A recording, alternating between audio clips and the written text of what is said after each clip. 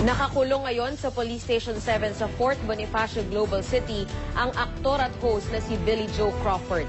Batay sa inisyal na investigasyon, dumating sa presinto si Crawford pasado alas 4 ng madaling araw kasama ang isang babae para humingi ng tulong. Pero nang sabihin na ihahatid siya ng mobile sa headquarters, bigla na lang umanong nagwala ang aktor at sinuntok ang desk officer na babae. Bukod dito, sinuntok din umano ni Crawford ang glass door ng presinto, kaya inaresto siya ng mga pulis. Dahil dito nahaharap sa kasong malicious mischief ang aktor. Dinala rin siya sa ospital para ipasuri. Sinusubukan pa namin kunin ang panig ni Crawford tungkol sa insidente.